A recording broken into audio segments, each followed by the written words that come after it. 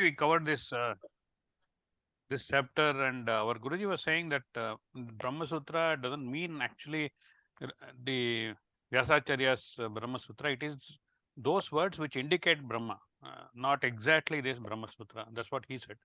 So maybe to verify this. Yeah, another interpretation of the word Brahma Sutra. It's correct. Those words which reveal Brahma. Correct. Those sutras which reveal Brahma. Yeah.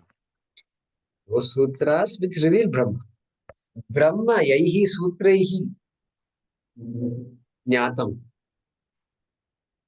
He's particularly mentioned it is not Brahma Sutra, what's written, but it is those words that is directing towards, indicating towards Brahma, descriptions or indicators, because Brahma cannot be expressed by words, so it is only indicative. Yeah, that may be okay. That's not a wrong interpretation. That's correct. But the corpus of work, which has 555 sutras, is attributed to Maharshi Vedavyasa. That's That is how I've not heard anybody say it is not written by Vedavyasa. So that's the way all books say that, and this is the first time I'm hearing it's not. I don't think he would say it's not written by Vedavyasa. no. He didn't say that. He said in this word Brahma Sutra, he is not referring to Brahma Sutra of Vyasa, but those words describing Brahma, not exactly the sutra. That Oh, way. right. No, fair enough, fair enough. No, that's fine. But that's what I said. Different interpret. Both interpretations are correct. Mhm. Both interpretations are correct because Vinishchitaihi is coming. Vinishchitaihi is coming. Therefore, we means any teacher is free to interpret Brahma Sutram as Veda Vyasa's Brahma Sutra also. Not only, also. Understand what I'm saying? What you said, your Guruji said is correct. Of course, Vedaihi, Brahma indicated by, means Mahavakyani, Mahavakyaihi, you can say. And there we can expand on this. Various types of sentences are there. But it's an interpretation. It's an interpretation. Swami Paramartha Danjaji talks like that. Uh, that freedom to interpret is there. As long as that interpretation is not against the tatparya of the shloka, against the tatparya of the chapter, etc. Correct? Both interpretations will work. Because Krishna doesn't say what it is. So no, we are forced to interpret. Okay. He is there. Therefore, the Brahma Sutra, it actually is a corpus of work that decides what that helps us decide what the Upanishad is actually trying to say. What freedom of interpretation you can have from these Upanishad writings. Therefore, it's a analytical piece, a lot of Purvapaksha Siddhanta, and 555 sutras. Even I have not studied all five. Okay. It is going on, still ongoing. This thing is ongoing. At least for this, I need a few more janmas, I think. So it's ongoing because it's just too much. You can't get away from these things. Our Holinessipura Swamiji has written 2 volumes, each of 900,000 pages. So 2 such big volumes. Can you imagine all this? They Can you are not imagine? first of all. 1,000 pages, 2,000 pages, they write. And who's going to edit all these things? Who's going to check, print spelling mistake or not? No. When I write it, it's done. That's it. I will not touch my work again. Some people will write like that. If I'm correcting myself, then who am I? I'm somebody who says wrong things first and then I'll correct it later. Okay? Some people are they won't accept. Of course, in writing we can make some mistakes. That's different. But they're all rishis. They're all our living rishis. Lived just recently. So So, Mahodaya, that means, are you saying Veda Vyasa looked at all the Upanishads? Can you hear me? yes, I can. Okay. Looked at all the Upanishads and concise these 555 sutras. Am I right? No, you're not right. I'll explain. Let me explain. In order to understand this Advaita Vedanta Tattva, we have to study Bhagavad Gita and Upanishads, not Brahma Sutra. Brahma Sutram does not teach you Advaita Vedanta. Brahma Sutram analyzes what is taught in the Bhagavad Gita and the Upanishads and then concludes that, yeah, this Ekameva Advitiyam is the purport of the entire Veda.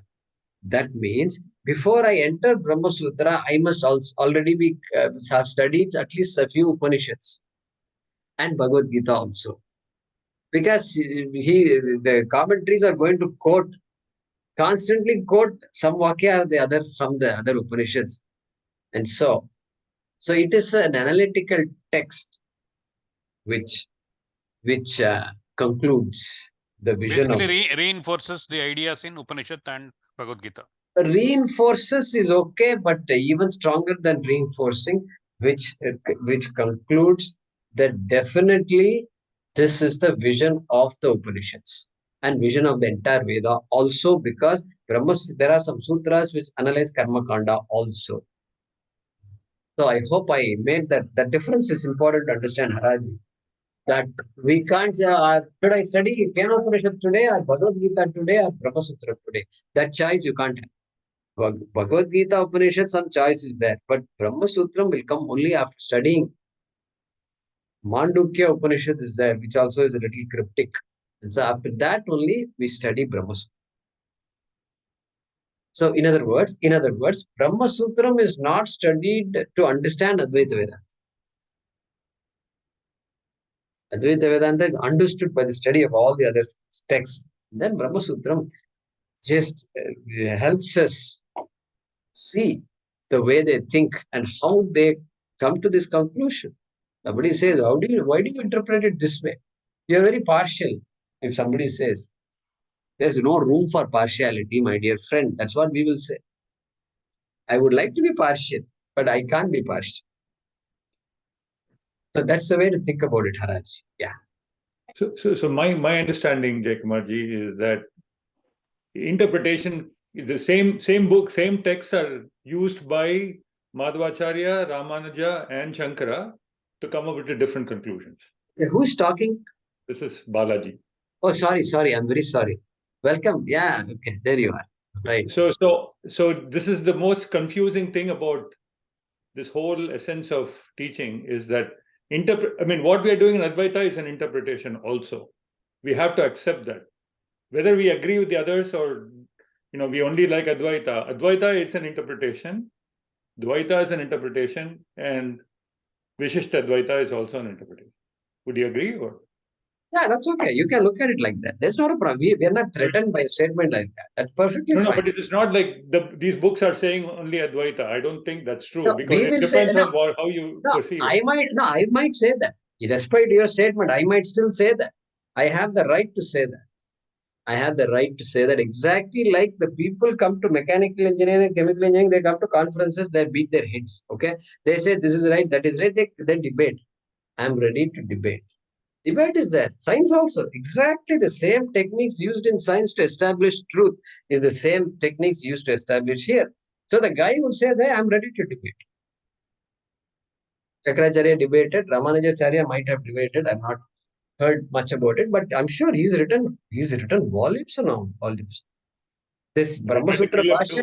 They tried to kill him too. So Sri Bhashya. Huh? They tried to kill him also because he was going against Advaita. That's okay. That is, some people are there, all kinds of people will be there all over the world. So we can't answer those people. You have to decide. This text is for you. This text is for me. I have to decide what is right or wrong. Whoever, any number of people can say any number of things. Finally, this head has to decide what is right, what is wrong. Moksha is for this head, not for other people. Correct? And this head has to figure it out. Therefore, commitment to truth is critical in this inquiry. And therefore, debate, Q&A, satsanga, very important. What does this word mean? Does it have other meanings? If you give other meanings, will it give an entirely different meaning to that whole thing?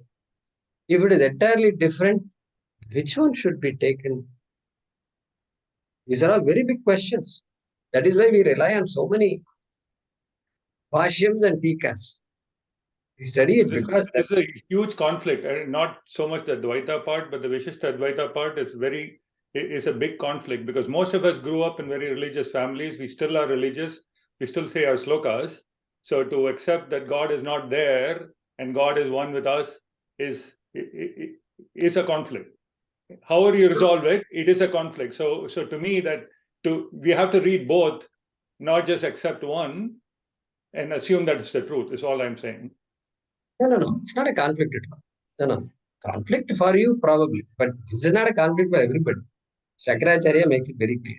Shankaracharya himself, being an Advaita Vedanta Acharya, he's written some 67 slokas on various devis and every known devata, Ganesha. Ganesha Pancharatnam was written by Adi Shankaracharya. Dakshinamurti Stotram written by Adi Shankaracharya. You name it. Annapurnashtakam, this, that, and then Ella. No, I agree. That's why I'm saying. I also, I know that also.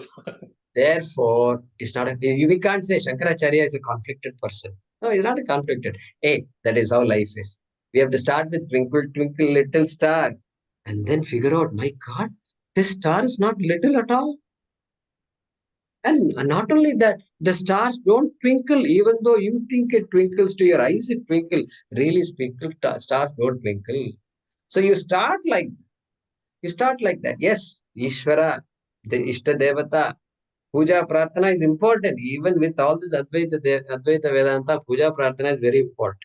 Correct? But then, Soham Bhavena Pujayet. Right? The first mantra we say when we do puja is, I am going to do this puja to Ganesha or anybody else. Soham Bhavena. With what attitude? Not that you are different from me, that you and I are identical. And the Bhavattinal, let me do it with that. That is how we do it. So we don't see it as conflict. And if it is a conflict, we have to slowly grow out. Slowly grow out. Every conflict is meant for growing out of. No conflict is meant to be permanent. So that's the way we look at it, Balaji. Yeah. And by the way, let's introduce Balaji. And Balaji is calling in from Houston, and he's a good friend of me. We were there back. How many? 35. Yeah, maybe I don't know, for some 30 plus, 35 plus years for sure. At Purdue University, he was doing a PhD in mechanical engineering while I was in chemical engineering. The same university. So we go back a long way. And he ended up in Houston after some time also, where I was there. And so he's been in Houston too. And so, Balaji, go ahead and introduce yourself and tell us about you, your family, your past, etc., and what brought you here. Yeah, so I'm from Chennai, grew up in Chennai, and came to the US to study. It was 36 years yesterday that I came to the US, and I stayed here for 36 years. So, but interestingly, tried to stay close to our heritage.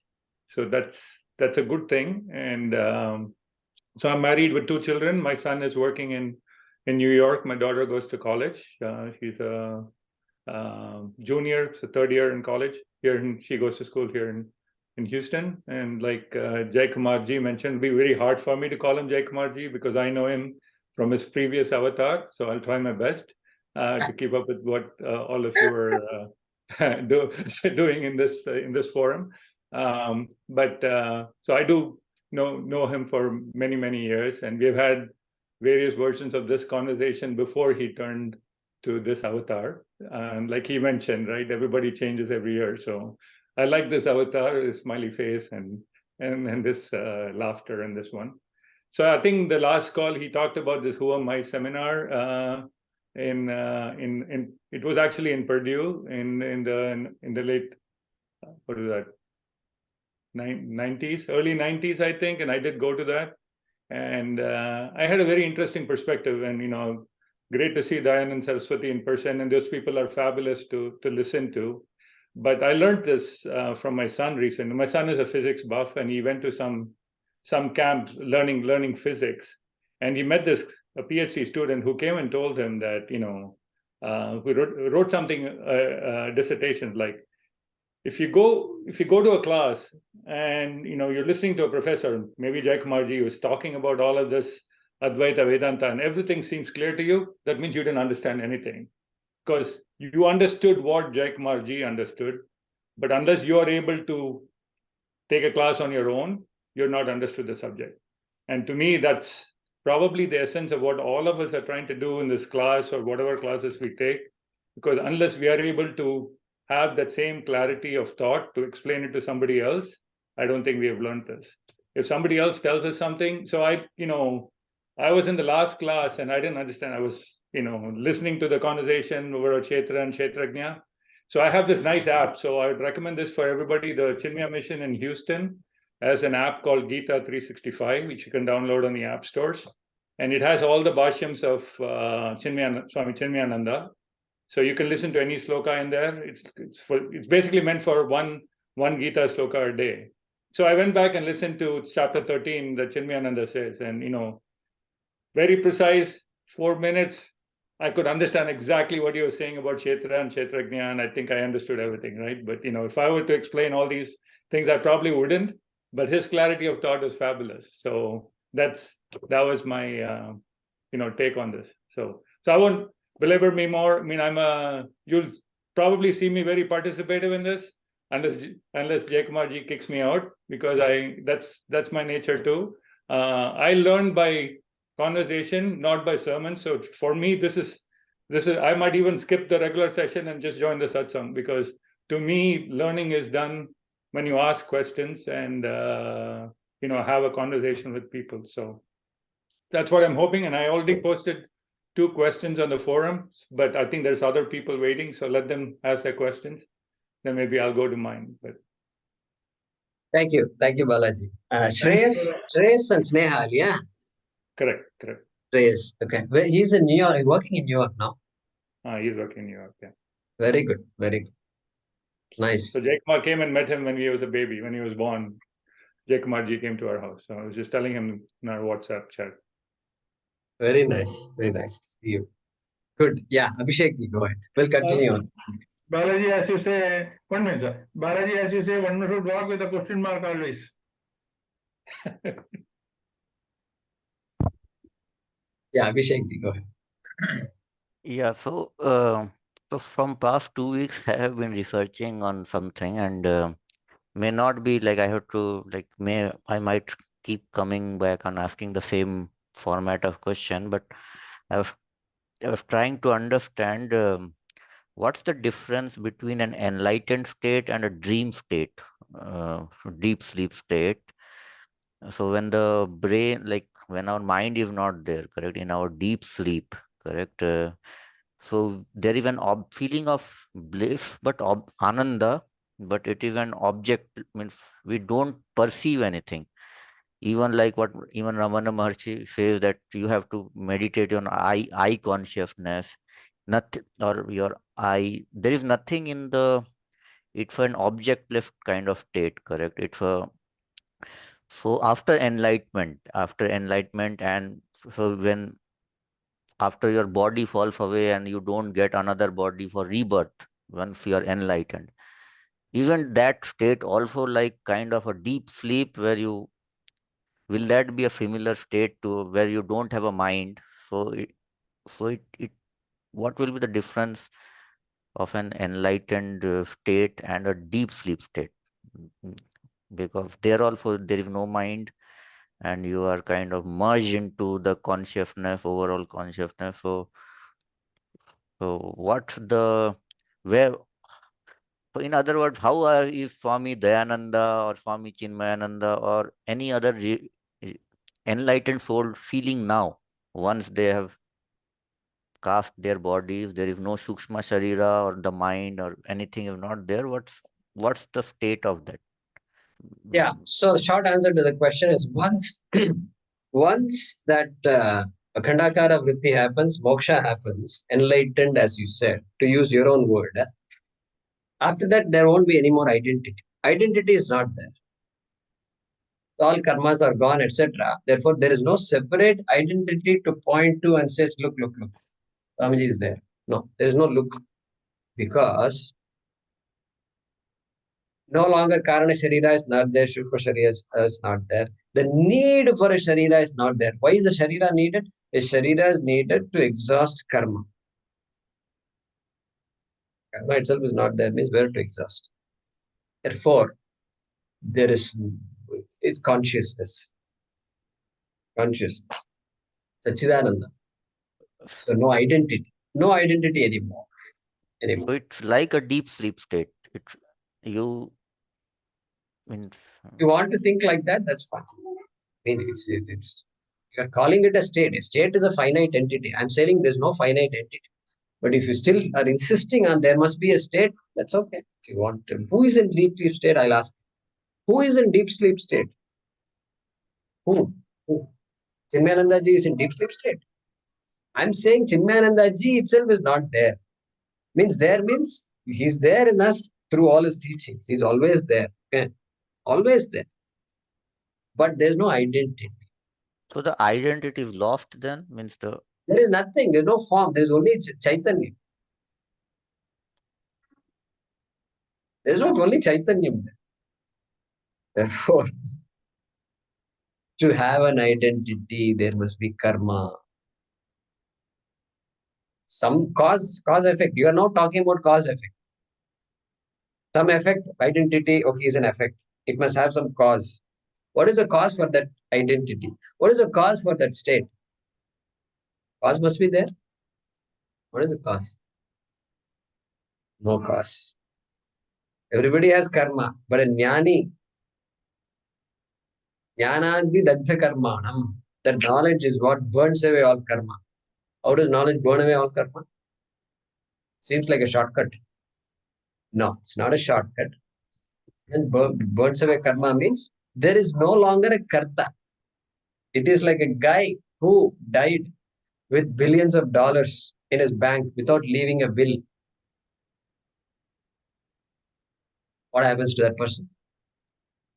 That's it. He and the connection, $1 billion are just snapped. Snapped. No more owner for that karma. The state may use the money, however, whatever, according to rules, laws, regulations, etc., can use the money. It doesn't belong to the person anymore. Neither in this janma nor in the next janma. Because nobody has come and owned it also. Please, will is there, somebody will come and say, this is my money, etc. They will take. Otherwise, what? We can't write a will for our karma. That would be nice, not to write a will for karma. But no, it's not possible. Therefore, you think about it, Abhishek. You think about it. When you look for a state, you're looking for an identity and finiteness, etc. So it's a bit tricky. Think about it. I want you to think about it before we. I don't want us to conclude anything now. This is what I have responded to you. Think about it and come back. yeah. Like the Ratnagara's question to his wife and children. Huh? Like the Ratnagara's question to his wife and children. Whether you own up my karma. Oh, yeah, exactly. Yeah. Whether you want my karma. Yeah, Satyaji has raised his hand. Thank you. Satyaji is also in Houston, by the way. Yes. In fact, I want to make a couple of comments, one in response to Balaji and one in response to the recent speaker. I think having studied for quite some time, almost 6 years on Ramana Center in Houston, I couldn't really understand the underlying principles of Advaita Vedanta, because he gave only the essence, not the process to understand. Most of his writings were very short and cryptic. Later on, when I diverged into other speakers, I learned a few things. I seems to like Advaita philosophy for one reason. I find it is useful to use it while you are still alive, and makes our life simpler and more happier. For example, the recent question he was raising about deep sleep, I think if one understands the three realities, transactional reality and absolute reality and dream reality, then the answers are easy to find and easy to satisfy oneself. And there will be fewer questions remaining in our mind. Because what I find is quite often we are not educated about the three realities, and we are confused. For example, Atma Sankaracharya says, I have no birth, I have no parents, and I am not born, and I don't have death. Initially, when I read that sloka, I found it really hard to understand. But once I understood, it is very helpful to realize about my life and about the future of my life and others in my contacts. Because when there is no birth, there is no death. Only when there is a birth, there is a death. So when Sankaracharya says he has no birth, he doesn't have a death. So it answers the gentleman's question. Dream state is only one reality, not absolute reality. It is not empirical reality. So once he understands those three states of reality, it becomes easy for him to understand the different types of reality and the questions related to those types of reality. And that's what I thought I would share with you. Yeah. So the only observations I would make to what you said, everything you said is correct. But for example, we can say Advaita Vedanta, I've gone through all these things. Finally, Advaita Vedanta is what made me live a happier life. If we say, yeah, it's probably applicable to you, but we can't make that general statement. The reason is, it is implying that other people are all not happy. I am happy. Okay. And that can't be correct. Everybody is happy in their own way. And whatever gods they follow, whatever system they follow, they are happy. And so I'm sure you didn't mean that, obviously. So, but just to complete that discussion, happy means it's a very subjective thing. And so everybody is happy. Even with their own acharyas, ashrams, whatever beliefs they have, they're happy with it. And so, but once the mind starts questioning, then that's where the beauty starts. And then, as you said, this realities, three types of reality. So that discussion doesn't happen in Vishishtadvaita. So there is just because Pratibhasikam is there, dream, etc. is there, but then everything else is absolutely real. There is no difference between Vyavaharika Satyam and Paramarthika Satyam. Everything is absolutely real. Therefore, I have to run away from here. Correct? Because it's absolutely real. And where would I run? Well, Shastram says you have to run to so and so places. This running to going to heaven becomes a big concept. We don't say it's wrong. See, as I said to you before, we don't say it's wrong. We say that's fine. You will go to heaven also. You will go to so and so places. But Shine Punya Martyalokam Vishanti. It's the cause and effect. Krishna says you will come back to Martyaloka. Like that he says. So that through doing the cause and effect analysis, that becomes very clear to us. And so, yeah. So we'll continue discussing. This is a big topic, but I appreciate your sharing those views, Satyaji. Thank you. Thank you. Thank you. So could I go back to my questions on the WhatsApp group? Yeah. If nobody's there, yeah, go ahead. Balaji, it's your turn now. So the first question was more related to the population explosion. So world population is going to 10 billion or so, and it was much less at the time of Shankaracharya.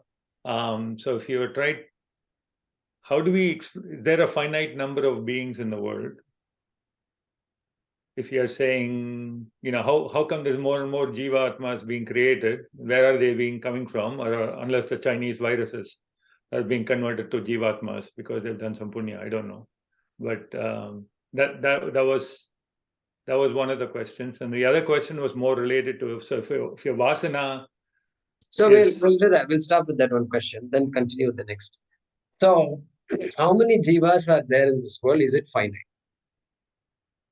Nowhere in the Shastram, at least the Shastram I've read, nowhere it talks about finite jivas.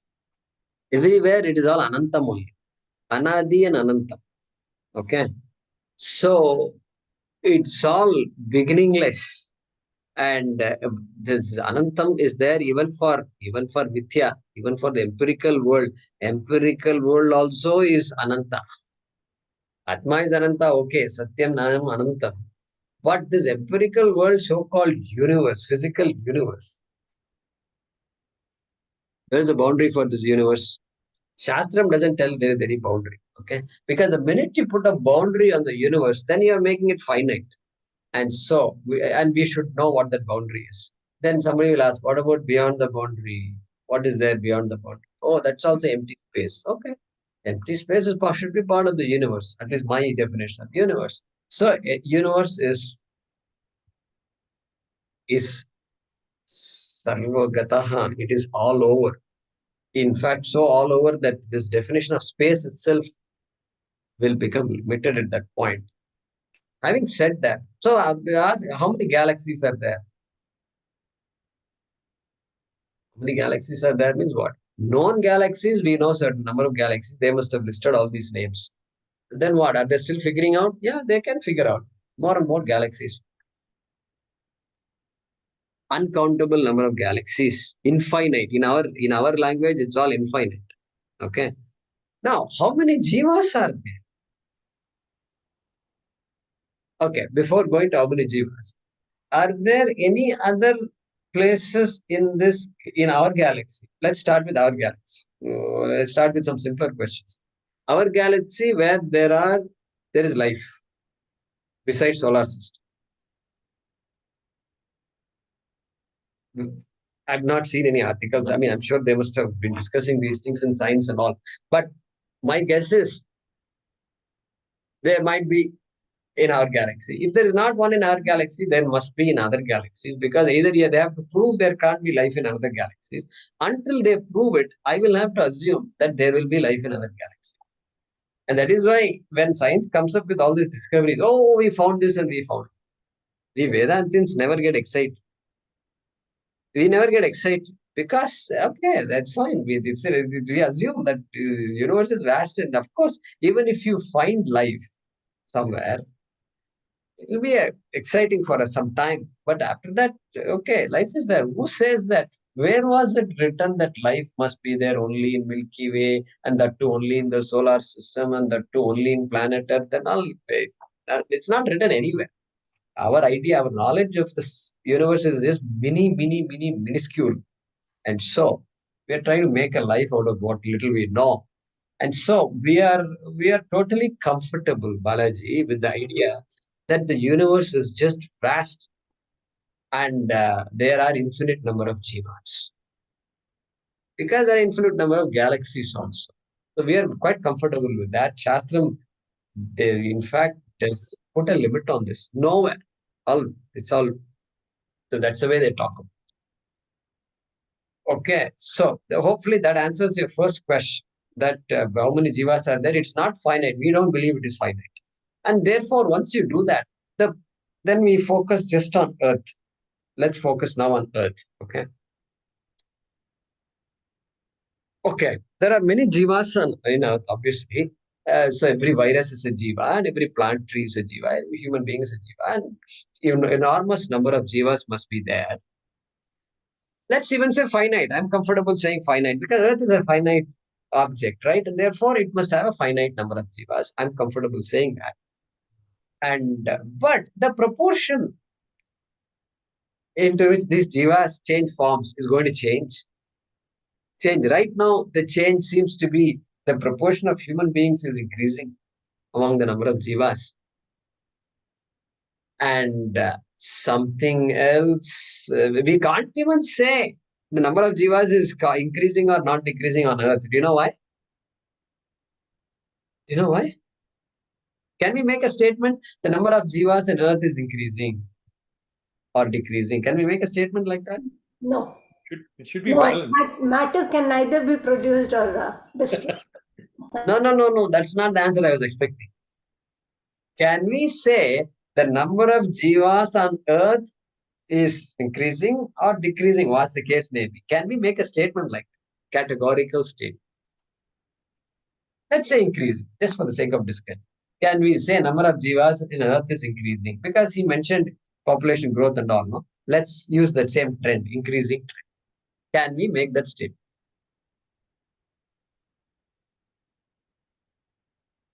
Okay. So I'll give you my take on it, okay?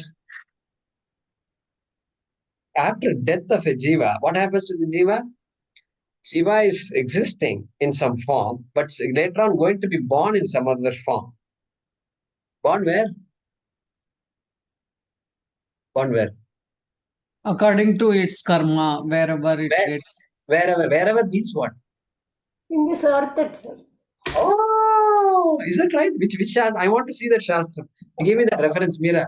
Give me that reference. Anyway, No, it can be in any galaxy, anywhere. Anywhere. I know Shankara doesn't say, Brahma Sutra doesn't say, Veda doesn't say anything. Anywhere. Lokas are all But we come to know that Anadi Janmas, we have no count of the Janmas or. No. Don't go all there. Don't go too far. I'm just asking a very simple question. The next Jiva birth, where is it going to be? That's all is the question. It can be any lokas, anywhere. Anyway, Because we don't we know. just said infinite galaxies are there. We just said, oh, but life can be there anywhere. So what is this earth business? only displacement is happening. Veera, I got you today. So give up that idea that earth and all. So that itself is not. Therefore, dead people, dead animals, dead plants are now constantly dying. They may be born elsewhere also. No idea what's going to happen. They may be born here also. Therefore, even the total number of jivas, how it goes up and down in this earth also, we can't make it. We can't count the ants in the bushes, in the forest, so many jivas, so many worms, That is fine. manifest, unmanifest. Amma, be careful. Don't take off somewhere, okay? All we are saying is we can't count. I mean, we can't say that number is going up or down. That much I'm convinced of. I don't know if you are convinced or not. We can't say. It's somewhere they're born. That's all. Our limited view on the earth, it's like limited view on this house. In this house, the number of people is going to go up or down? No, Ruchi, so don't ask that question. Don't ask that question. It's a very tricky question. I mean, no. Let's not talk about house. Let's talk about this city. Okay, this So there's city. one other interpretation too, Jaykumarji. Nobody said the Jivatma is not divisible. Our Shastra doesn't divide it like that. Our Shastra keeps saying that Jiva travels, has to have a karma, identity is there. Identity is critical there. And so that karma attaches to that identity. Never have I seen any text, any Shastram so far at least, where the Jiva divides. If the Jiva divides, the Shastram has to talk about how the karma divides between the two. Okay? And that kind of discussion I've not seen anywhere. I've not seen. If you have come across, let me know, Balaji. No, I would like I was just thinking of all possibilities. So try to make sure they're mutually exclusive. That's all. That's fine. You're welcome to think, but I've not seen any evidence, and I'm comfortable with saying Jiva as an identity, and that identity cannot be broken. No. I can see Vaidya smiling. We used to have these discussions in 1980s or early 90s. I remember. So we're going back to those days. But So the other question. Oh, that's not good. So namaste and Balaji, welcome. And I'm glad you're here. And another thing, Jaykumar, what I wanted to say was all three of us were presidents of the India Students Association. You were number 1, and then I was number 2, and then Balaji was number 3. Really? In 3 successive years. Goodness, 1989 was it, or 90 when I was the president? You were president in 88 to 89. Okay, 88 to 89. No, it can't be 88, Vaidya. It has to be 89, 90-ish, because I was in the international center at that time. Or maybe not. No, maybe. because I joined in 88. Okay. I joined Purdue in 88, and you were the president that year. Oh. And I was president in my second year at Purdue. I was there at Purdue only 3 years. Okay, got it. And then Balaji was president in the third year, in my third year. So maybe that's why we're all seeking Bhagavad Gita. So our journey is somehow connected. Yeah. And incidentally, I wanted to say that Swamiji came to Purdue also, but that was in 94. Swamiji came to Indianapolis in 88. That's the one that Jayakumar mentioned last week. Right. So Balaji is referring to some other talk. Yeah. 94 he came. Two-day workshop. Professor Kashyap invited Swamiji there. It was a 2-day workshop, I think, if I remember. Soundararajan invited. Soundararajan, yes. And he had a meditation session in Kashyap's, Professor Kashyap's house. Yeah. Professor Kashyap, K.L. Kashyap, he passed away recently. Right. Dear, I see. Same Kashyap. Yeah, same Kashyap. Bangalore. Yeah, he used to conduct Bhagavad Gita for Indian students there. It was a great, I used to go for those classes, and it was a great thing, at that time. Right. Kapila Shastri, yeah.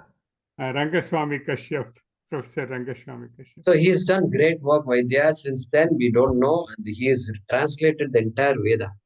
Wow. The Veda is translated. And we refer to his books in certain instances. Kashyap. I see. I think it's called Kapila Shastri Academy. He's an absolute authority on that. Wow. Yeah. So he passed away recently. Somebody told me in Bangalore when I visited, somebody told me they passed.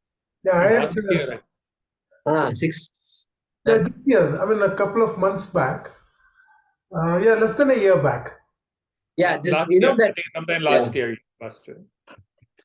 You know that lady who was like the co-instructor with Karthik in his course for children? He conducted a course for children, no? Pooja. Pooja. She's the one who told me. Yeah.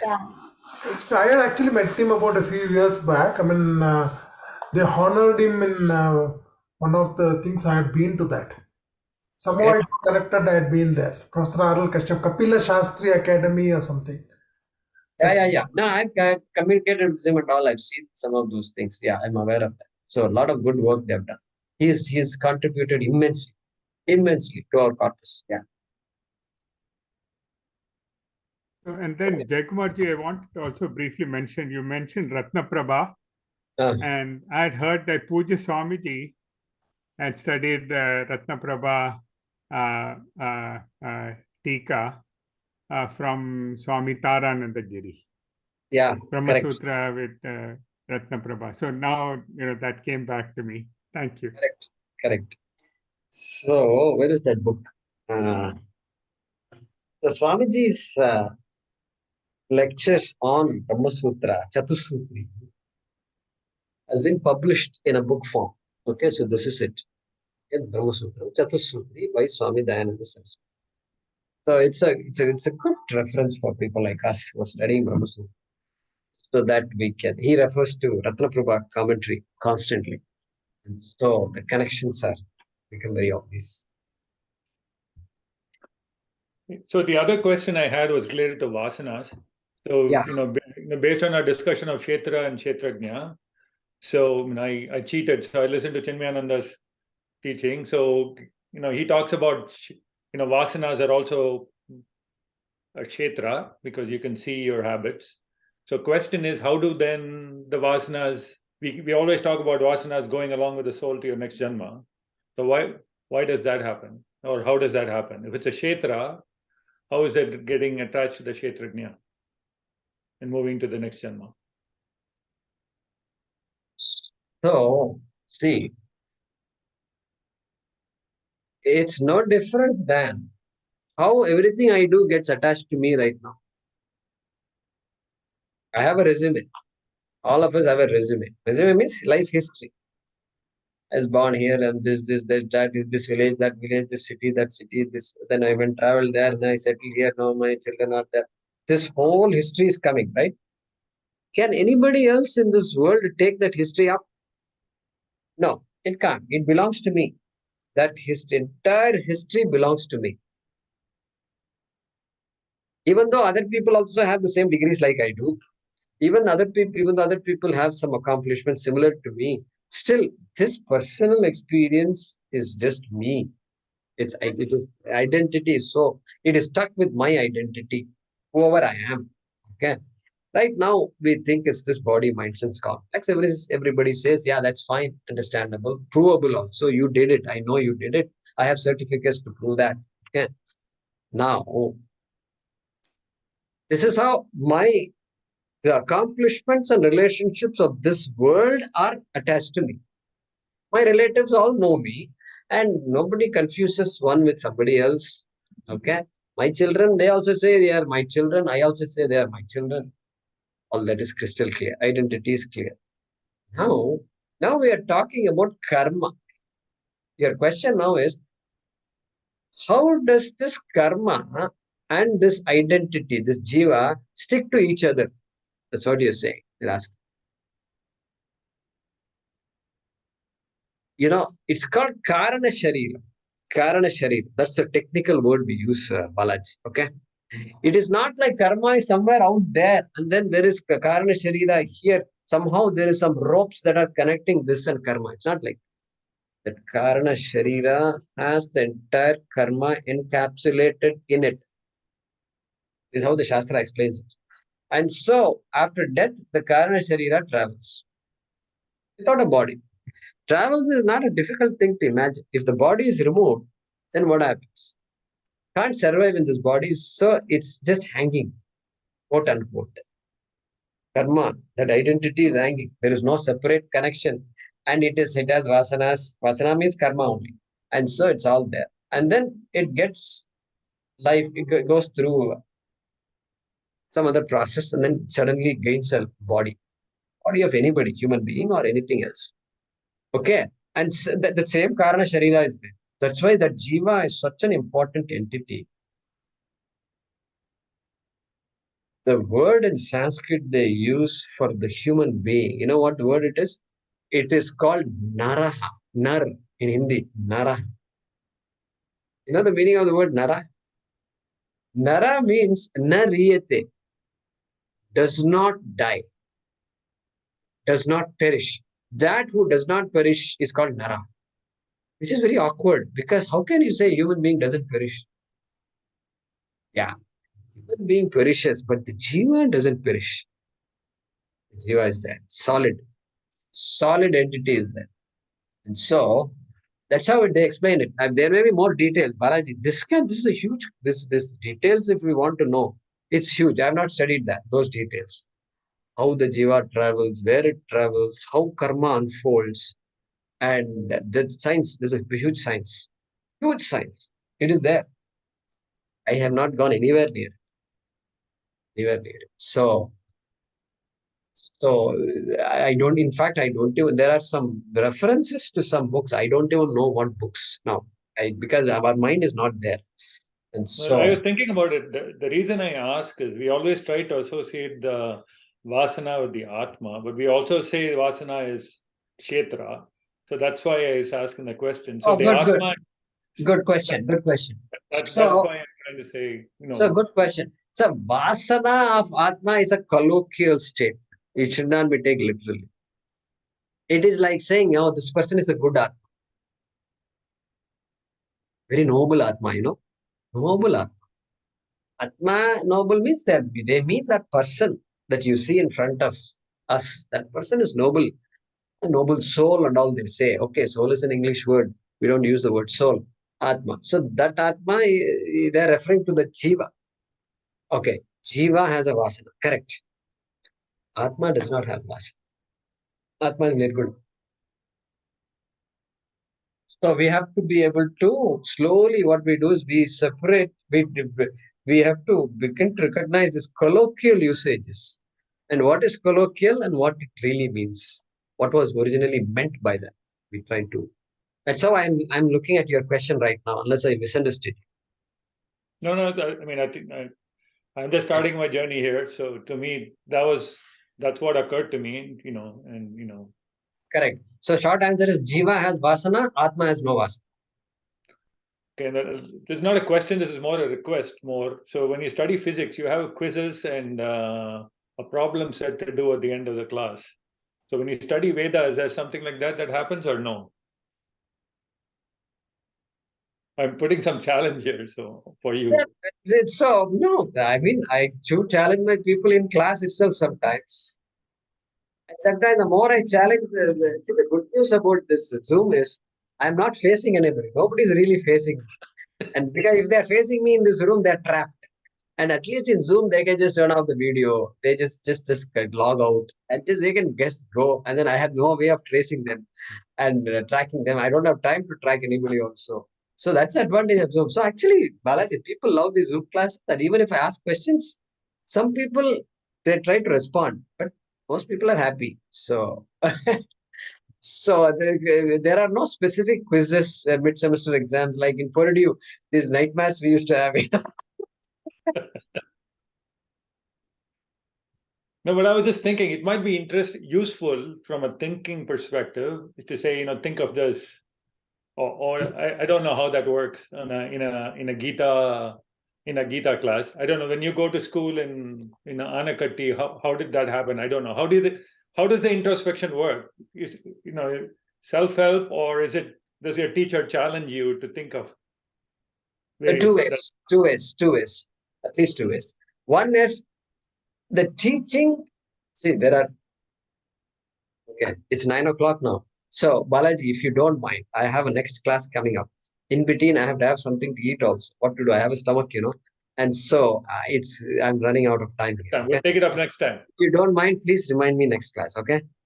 Okay. Nice having you, Balaji. Nice to see you.